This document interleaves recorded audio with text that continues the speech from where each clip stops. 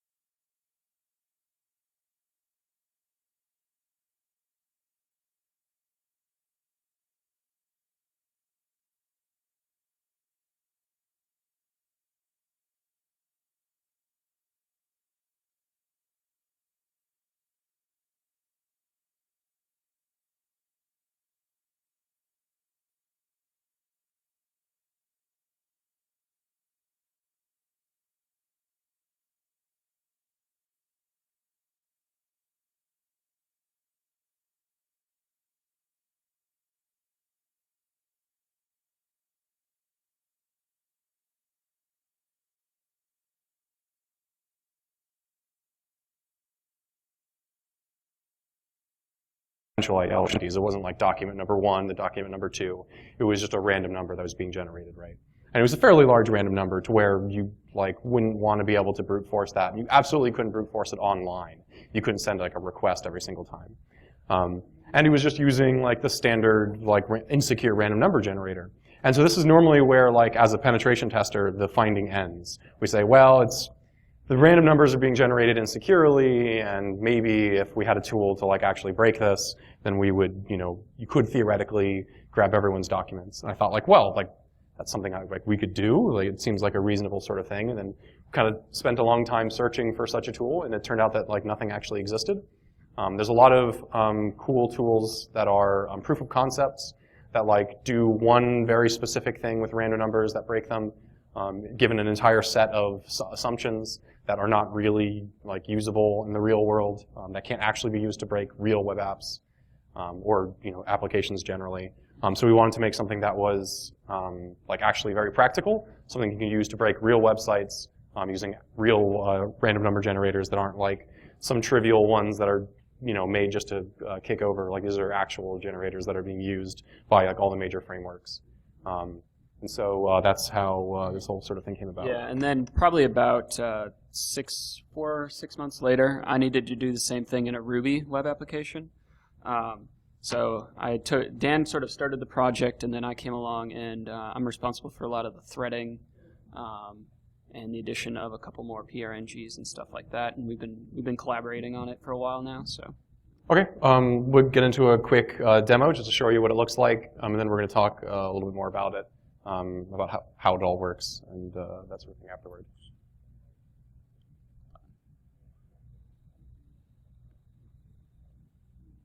Oops, they mirrored now.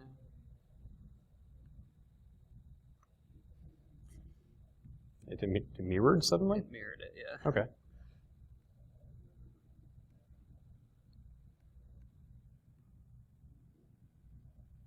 Projectors.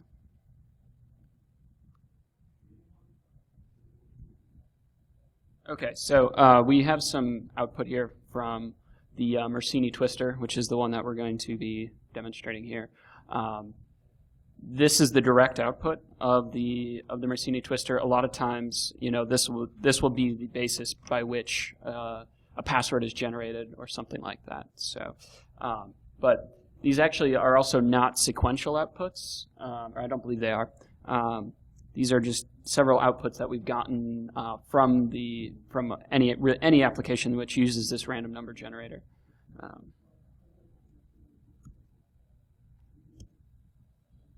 And there it found the seed. So yeah, you can see in the bottom here it says it found the seed 31337 with a confidence of 100%. So it looked at the numbers that it observed there. So the idea is that you would be looking at whatever numbers are output from whatever program you're seeing. They're here in decimal, but it'll take it equally well in hex or whatever the actual application takes, right? And we'll talk a little bit more about mangling scripts in the case that if it's a generated password. But this is just an easy example of how you can take some output from a random number generator, throw it into the tool, and then the tool will give you the initial seed that was used to generate those numbers. Yeah, and as you can see right there, I deleted several of the numbers. So it doesn't have to be sequential outputs as long as they're, coming from the same seed. We can reverse that. And normally, I should also probably make the point, it takes a bit longer than this, but this is an example. So for the sake of time, we've chosen a particularly weak seed. But you can brute force the entire seed space pretty quickly since it's threaded. So. Okay. Yeah, we can come back to the program again after we explain a little bit more of the inner workings of it. So that's kind of what it looks like. So you're getting the actual output from a random number generator, just the raw numbers that it outputs, and then you're getting the initial seed. And from the initial seed, you can then predict all future and past random numbers that are going to be generated from that seed, right? So if that's a password, then you're going to be able to get everybody's randomly generated password. If it's a document ID, you're going to get everybody's documents, et cetera, et cetera. So it's going to be dependent on the context in which it's used, but this sort of thing is obviously almost always a very important thing from a security standpoint. So before we get into how that program actually works to recover the seeds, we're going to talk a little bit about what is a pseudo-random number generator and what, sort of define what that is. Talk a little bit about the history here to sort of set the stage for breaking these. So in nature, there's a lot of random sequences everywhere. However, and so traditionally what you'll do is you'll do something called sampling. And you'll sample this noise.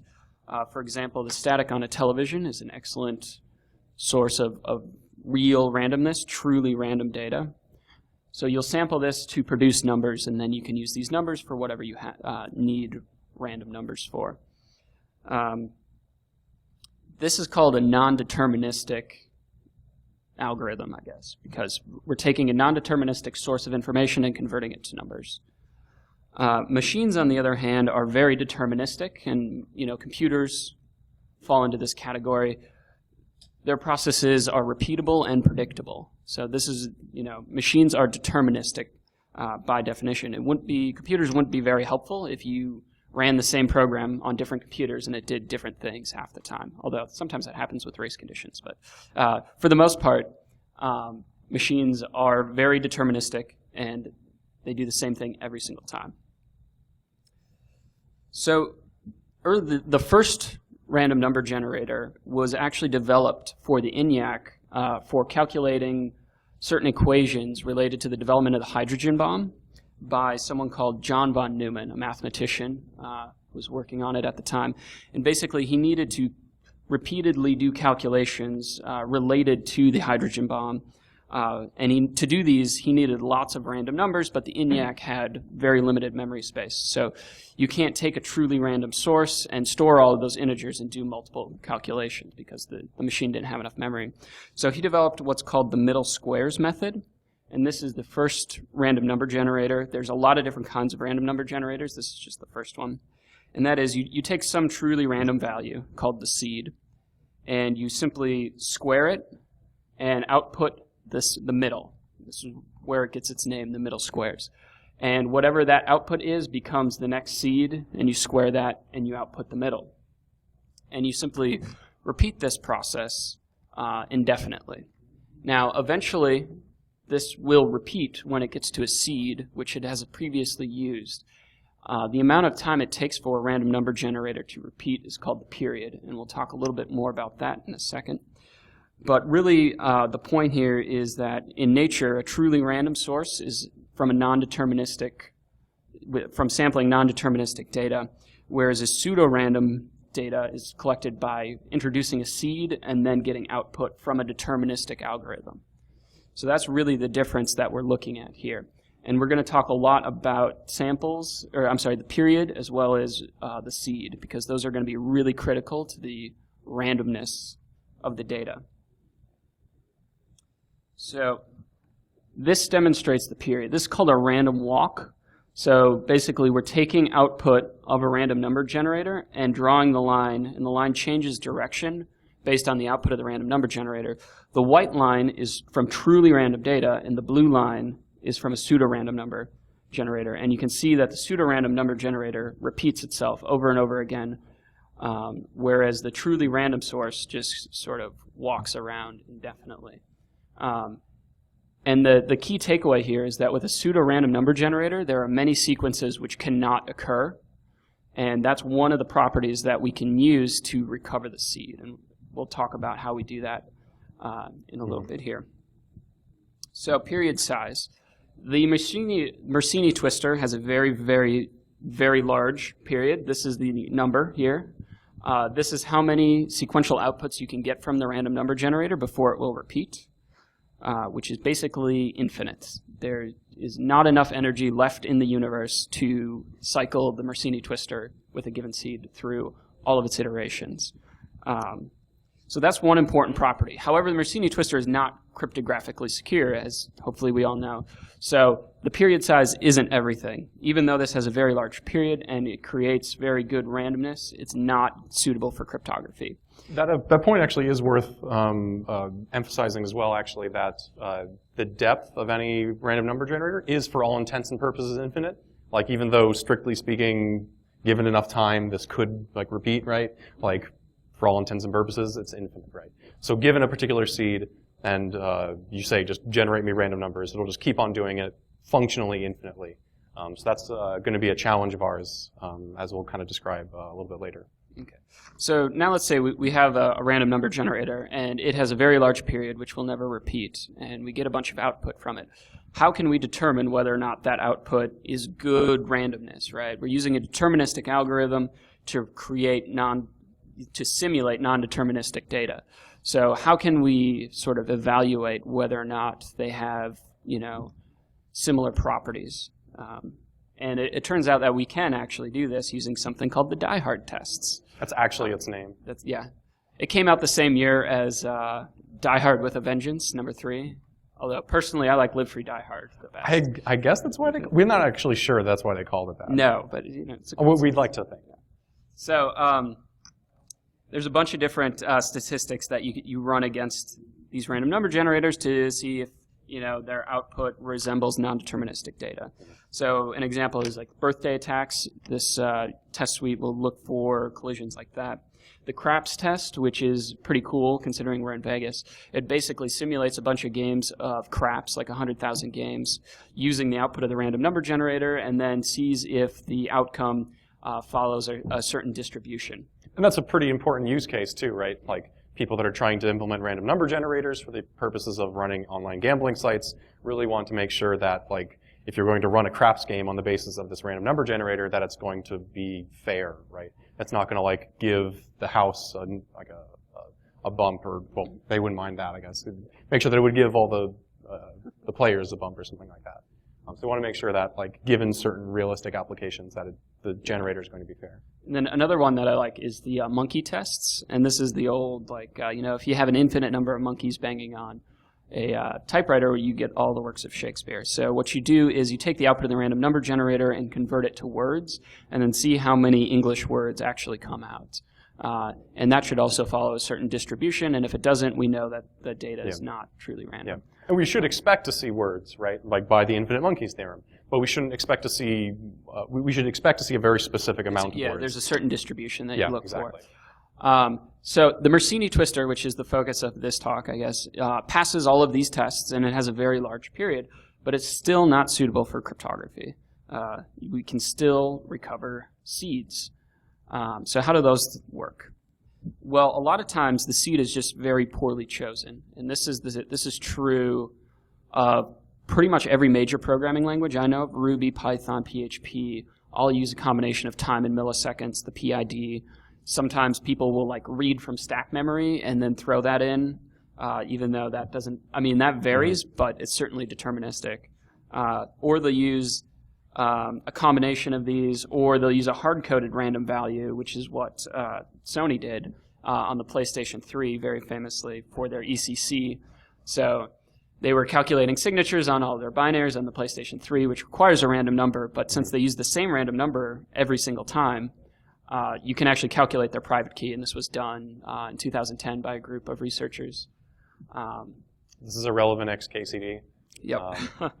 It's funny, but at the same time, it kind of cuts to the heart of what randomness is too. It just returns 4, and it might actually take you a little while to realize that this wasn't a random number generator.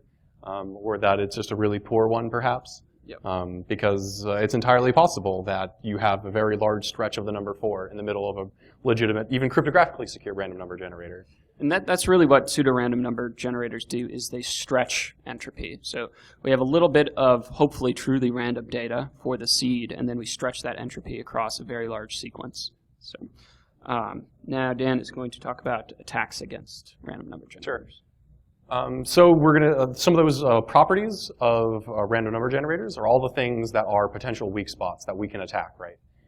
So the first thing that you might be thinking about doing for attacking random number generators is the seed, right? So if the seed is the single value that's going to determine all of the random numbers from the very beginning all the way to the end, then if we know that value, then we know the whole thing. So in most of the cases here, we're going to be trying to recover the seed. Trying to find some clever way of taking empirical output from the generator and getting the seed. So the first way, obviously, is just to guess what the seed value is. And in many cases, that's really possible. So there are 32-bit seeds, 32-bit integers, rather, are the seed values for pretty much every generator, like glibc rand, the mersenne twister, pretty much all of its variants, the Windows libc rand. They're all 32-bit seeds, just an unsigned integer, or a signed integer. It doesn't matter, so it's a 32-bit int. So there's 4.2 billion values there, which is not a whole lot of entropy. So that's something that can absolutely just be brute forced right off the bat, right?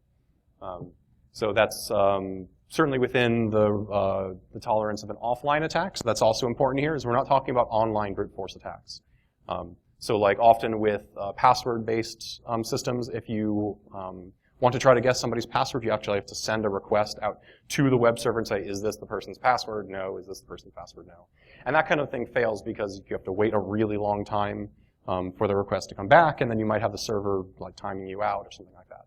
So this is obviously only an offline attack, so we're not going to be doing any like cumbersome requests out to a server. So because we can do this all out, it's just limited by CPU power, and even a regular laptop is able to brute force through 4.2 billion values in a reasonable amount of time. Certainly within the amount of time that'll finish within an ordinary pen test. And also timestamp-based seeds. So the 31 million values is the number of seconds in a year. So that's a much, much smaller value, right? Do I see a hand? Sure, I'll take a question. So the question was, have you tried using Amazon to guess any of the seeds? We have just been using our own CPU power and laptops. Yep. If you really wanted to increase I'll talk about distributed computing for breaking this stuff at the end, too. Yeah, so. at least in practice, just using a regular laptop has worked for me so far. That it hasn't. The brute forcing does help the bigger, more powerful machines you have, especially if you're talking about a greater depth, which is something I'm going to mention in a little bit. For obvious ordinary use case, pretty standard machines are good enough. So yeah, timestamp-based seeds, especially like Unix timestamps where it's 1 per second, is very, very easy, right? Even if you know the broad uptime of the server, which by the way is often given to you in HTTP headers, like the uptime of the server, you can get a pretty good idea of what the timestamp is going to be that was for the generator. A lot of times it also give you, the web server will be very helpful and tell you how long it took to process a request. So you can start with the HTTP response time and then count backwards that many milliseconds or whatever. And if the seed is based on time, it's going to have to occur within that time frame. So it's very easy to narrow down the seed. And even some of the other values that we talked about, like process IDs, things like that, are not very random at all. Process IDs tend to be very short. If you ever just look at a random process ID on your computer, if they're a very short number, you can enumerate all through not all possible process IDs, but through all extremely likely process IDs very quickly. Weakly or poorly chosen seeds are the #1 way to break a random number generator. We provide an easy framework for doing that with trying to match as many different algorithms as possible. So we're going to talk a little bit about here the actual algorithm that's used to check whether a particular seed is correct or not. So we have a set of given numbers. So here they're just 2-digit numbers. In reality, they're going to be much larger than that, but this is a good visual aid right here. So like 42, 61, 27, etc. In case you couldn't read that. We're just going to say these are our given set of observed numbers from the random number generator. So suppose you're on some site and you see those are the document IDs that are getting thrown out from some website that's, storing documents online. So we try a seed. We just say we're going to try seed number 100, right? So we calculate what the random numbers should be one by one, and compare it to the head of the list here. And I'll have a little animation in just a moment. If it matches, then you move to the next number, and you can just continue until matches have been found. So this has a great property, which is that it doesn't matter if our numbers are out of sequence. So here you can see. Let's see, can we back? Oh, is it just going automatically? Okay. Go back. Yeah. So suppose we have 42. So the top line is our observed numbers, the numbers that we've just seen from whatever website we're attacking, and so the bottom numbers are the random numbers that are being output by our generator, right? So for any particular seed. So what we're going to do is we're going to try getting the first number. The first number is 45. That's not the right one. The next one's 33. Not the right number, right? 42. Aha, we got the right number, 42, right? So that's a hit. So now we look for the next number. So 97 is a miss. Didn't get anything there. 61. Aha, that's a hit. So we move on ahead again. So then we say 27. That's another hit. So we move forward a little bit. 75. We get another hit. Our error's a little bit off for some reason. 49 is a miss. That's not a big deal. We just keep moving. Like 51 is another miss. 89. There we go. There's another hit. And then you keep on going until you get to the end. So what's notable here is that this means that the numbers that we observed from the website, right, the top number, are not sequential. And so that's a really big deal for making this attack realistic, making it weaponizable. Because if you're grabbing IDs from a website that's live, then chances are you're not the only one getting values from the generator, right? There might be just other users that are going to be, getting other random values from this thing. So like in the middle there's going to be this entire chunk of somebody else who uploaded a document. Now that's their number, right? So requiring sequential numbers, we try to avoid at all costs. So that's something that we do here with this, quick little algorithm.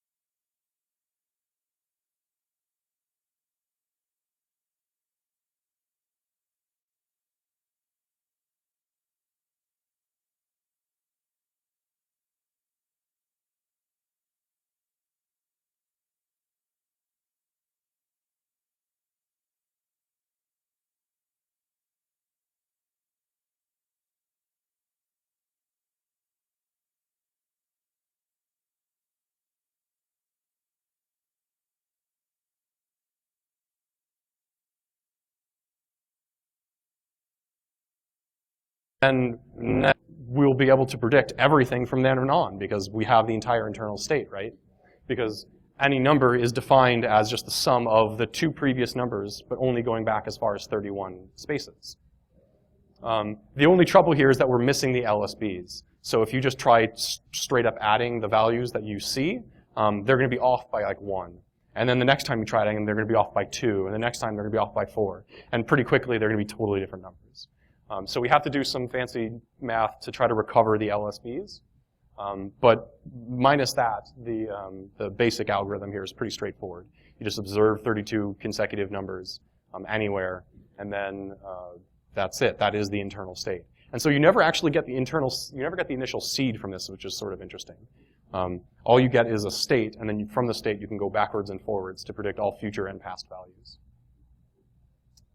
So grabbing the least significant bits, there's kind of two methods that we use. There's the guess and check, where you take the internal state, you assume that all the LSBs are 0, right? And then you just see how well does that predict all the numbers that I've observed. And so you get some measurement of how well that predicts my random numbers. And then you try flipping a bit and see if that improves or makes your prediction worse. And if it made it better, then you keep that increment, right? So that works somewhat well. And then there's the Boolean algebra way, which we also do, which is, I think, a little bit too mathy for this. It would be really long. But yeah, the LSBs are essentially like a big Boolean equation where you know that these two values have an OR relationship, and it also has an XOR relationship, and these two numbers have an AND relationship, and so you can just map that out and take care of it like some giant Boolean equation. Though it is notable that you do actually need more than 32 consecutive integers for this to be completely sure.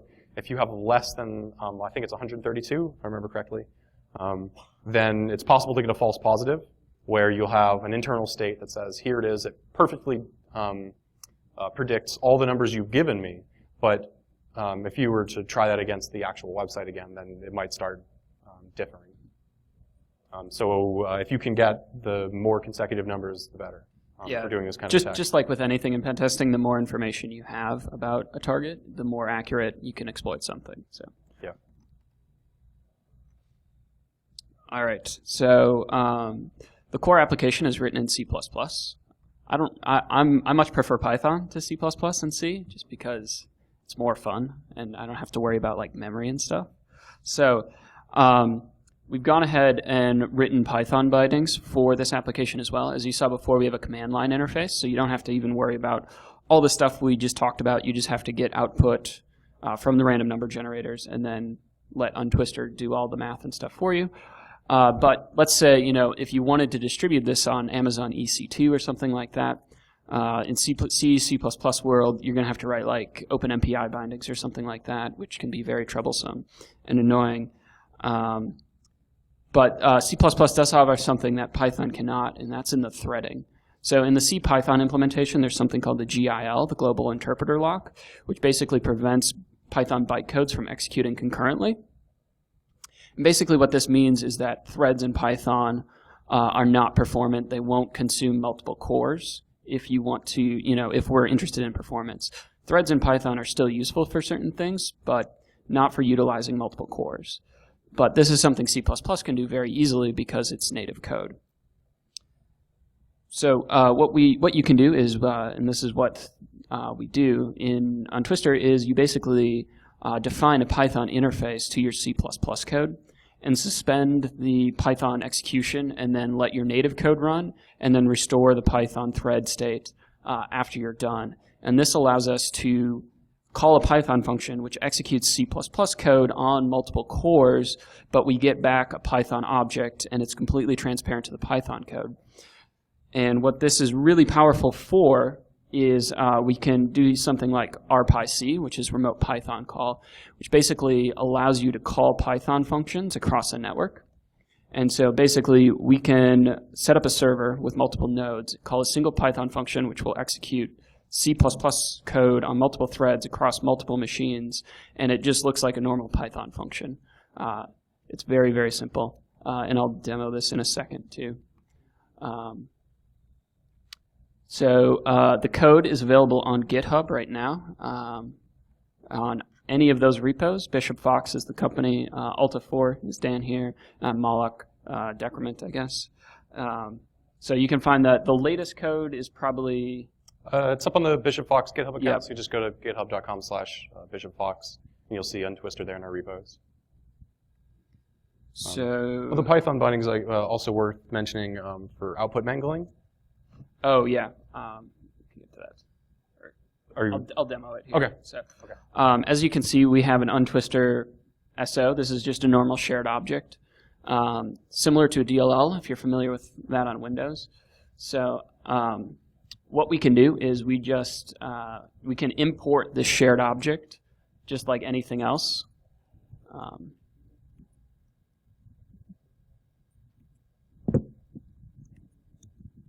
So we just actually imported that shared object, even though it doesn't contain any Python code. It's just a C++ shared object. And we even get doc strings and stuff which describe it. It's just like a normal Python function. And we can... So this is a test script which is equivalent to the command that I ran earlier. And as you can see, this is all the code that we have, and it just looks like normal Python code. But when we run it, it actually returns a Python object, which is a list of tuples with the seed and the confidence. So we can manipulate those just like any other Python object, even though we're calling C++ code. And the C++ code will actually throw Python exceptions too. So if there's a mistake or something, the C++ code will throw a Python exception, and we can just have all of the logic for that handled in our Python code, and we don't have to write any C++ code and have to worry about recompiling stuff and then linking it against the proper libraries and whether or not we're performant or not. It's all handled by the C++, and we maintain multiple threads of execution with this model as well. So the confidence levels, I think, is something we didn't mention that bears mentioning. So the confidence levels are based off of how many of the correct hits we got. So we have an initial set of observed values, right? And perhaps we just didn't go deep enough or something like that. And we observed half of the values, but then we didn't see the second half, right? So we say, well, we're starting to get right values, but we didn't get all of them. So it might have a confidence level of, say, 50%. So if you see a confidence level of 100%, that means we, in fact, predicted all the observed values. So the confidence level is sort of what it might sound like. It's kind of how sure the program is that this is the correct seed. And you can set that to various thresholds if you want to only give me outputs that are 100%, or maybe if you only get a couple of outputs, then that's good enough for me. It's also worth mentioning that in a lot of interpreted language, while the underlying system may use something like the Mersenne twister, you're not really calling, so for example, in Python, the Python rand function uses Mersenne twister, but Python doesn't have 32-bit integers, right? Integers in Python are arbitrary precision, so there's actually some XORing and stuff that happens when you call random.randint, which returns a random integer between a certain range. So in the field, you may need to add logic in front of or behind the actual brute forcing of the seed. And that's another thing that this Python interface is really good for. We're also going to pretty soon we'll have support for tamper data scripts. So you can define a Python callback to manipulate the output before we compare it against the list of observed values. And that's how you can break that random.randint sort of stuff. So. Yeah. I guess that's about it. Yeah, we have our contact information at the end of the slides here. I guess it bears mentioning that we're hiring, so if you ever felt this was super cool and wanted to work, then that's worth it. Then we'll take questions. A question? I've got a microphone. Hold on. Okay, good. This will be better than me having to repeat, probably. You mentioned that the depths can be selected by the person running the script. Yeah. In your experience thus far, what kinds of depths have been typically required to get various levels of confidence in the data returned?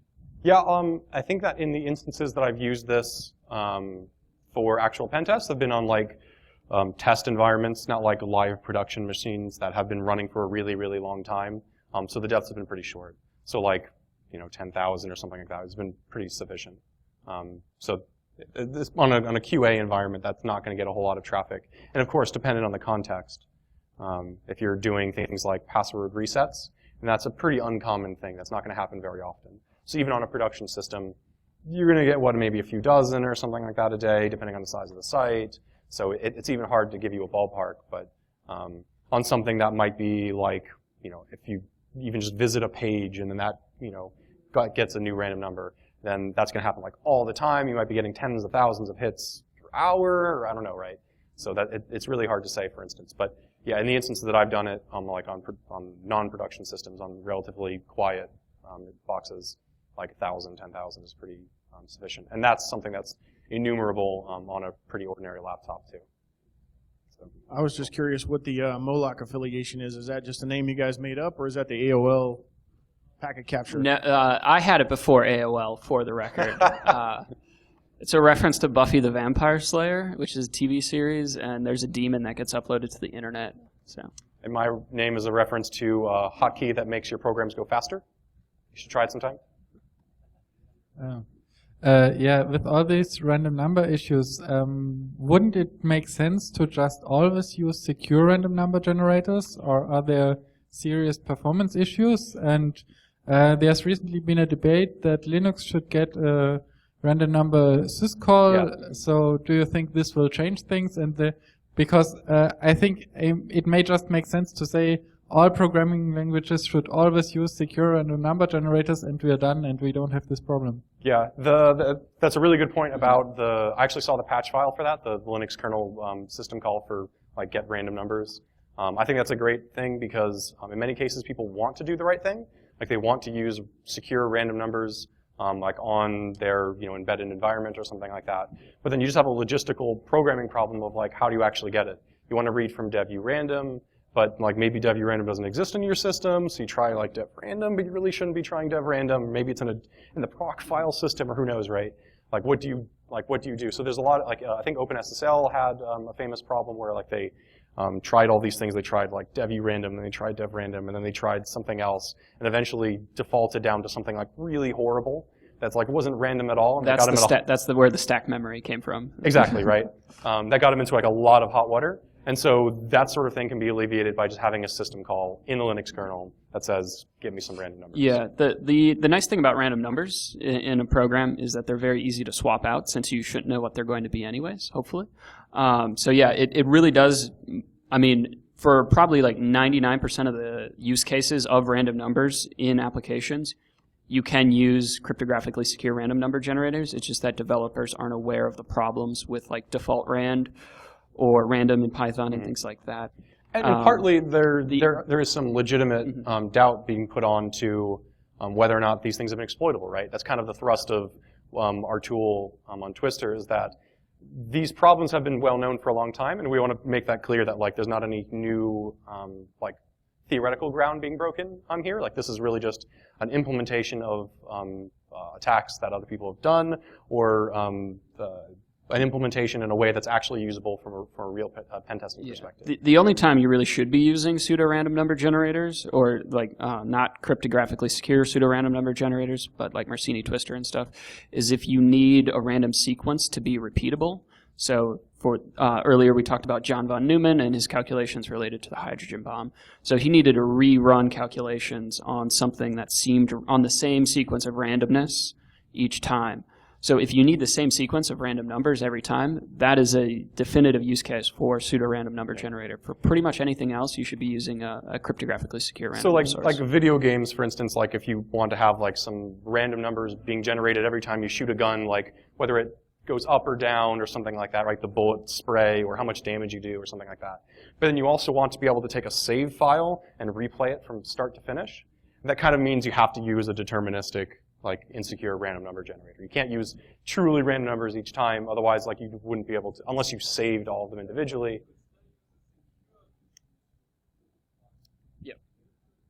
Yeah. Yeah, you could. Yeah, that's correct. You Although could use a most secure random number generators will not allow you to control the seeds because they'll use entropy pools. So they'll be pulling they'll basically be pulling seeds from multiple areas and then mixing them into a pool of entropy. So or at least hopefully. And to a point you made earlier, there actually are potential performance hits that you can take on secure random number generators, especially if you have to go through the system call interface. And that's going to be a bit of overhead in a way that you're not going to be hitting by just calling a library call. But for the vast majority of instances where you really need secureness in your random numbers, like that tiny bit of system call overhead is not worth the risking of your data. Especially if you're talking about password resets or something like that that happens so infrequently to the point of it being a negligible amount of performance hit. We have other questions? Yes. Mike. From a practical purpose, which frameworks have you had success against? Are you just against custom applications, or have you seen third-party frameworks that are falling down on this kind of stuff? So the default PHP, so PHP does both like rand and empty rand by default, like the mersenne twister. One of the challenges we've had, however, even within the mersenne twister itself, is that like the slightest of differences in like how it's set up or the actual algorithm causes it to be totally different numbers, to the point where it's actually hard to reproduce. So in trying to implement the PHP's mersenne twister, I literally just copied out the source code from like the PHP source, because of course PHP isn't written in PHP for obvious reasons, right? It's written in C. So I just literally. There is a version of PHP written in PHP. I wouldn't recommend it.